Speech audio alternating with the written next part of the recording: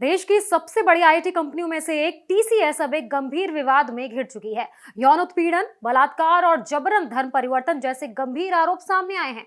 सबसे बड़ी बात, इस केस में एचआर अधिकारी निदा खान फरार बताई जा रही है। कई सालों तक शिकायतें होती रही लेकिन कार्रवाई नहीं हुई। आखिर क्या है ये पूरा मामला, आइए समझते हैं। ये मामला टीसीएस के नासिक ऑफिस से जुड़ा है, जहां कई महिला कर्मचारियों ने गंभीर आरोप लगाए हैं। एफआईआर के मुताबिक 2022 से लेकर 2026 की शुरुआत तक लगातार यौन उत्पीड़न, जबरदस्ती, शारीरिक संबंध बनाने की कोशिश, अपमानजनक बातें और यहां तक कि धर्म परिवर्तन के लिए दबाव डालने जैसे आरोप लगे हैं। इस मामले में कुल 8 महिला कर्मचारियों ने शिकायत दर्ज करवाई है। उन्होंने बताया कि ऑफिस के अंदर ही उनके साथ गलत तरीके से छूना, अश्लील बातें करना, घूरना और बार बार नजदीक आने की कोशिशें की जाती थी। कई महिलाओं ने यह भी कहा कि उनकी निजी जिंदगी और शादीशुदा जीवन पर गंदी टिप्पणियां की जाती थी। सबसे हैरान करने वाली बात यह है कि इन शिकायतों के बावजूद समय पर कोई ठोस कार्रवाई नहीं की गई।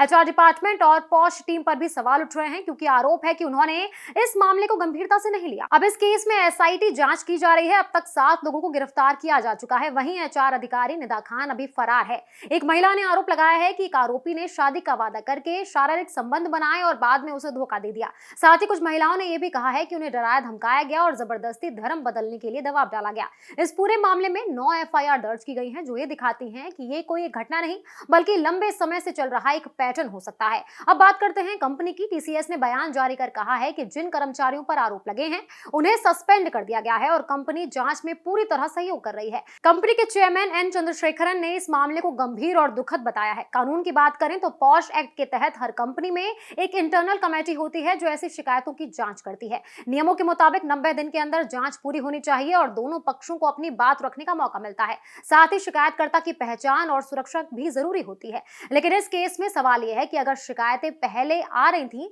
तो समय पर कार्रवाई क्यों नहीं की गई। पिछले कई सालों के आंकड़े भी चिंता बढ़ाते हैं। रिपोर्ट के मुताबिक टीसीएस में यौन उत्पीड़न के मामलों में लगातार बढ़ोतरी हुई है। आंकड़ों पर अगर नजर डालें तो 2025 में 125, 2024 में 110 और 2023 में 49 शिकायतें दर्ज हुई हैं। अब इस पूरे मामले की जांच टीसीएस की सीओओ के नेतृत्व में हो रही है। उन्होंने कहा है कि दोषियों को बख्शा नहीं जाएगा और जरूरत पड़ी तो सिस्टम में सुधार भी किया जाएगा।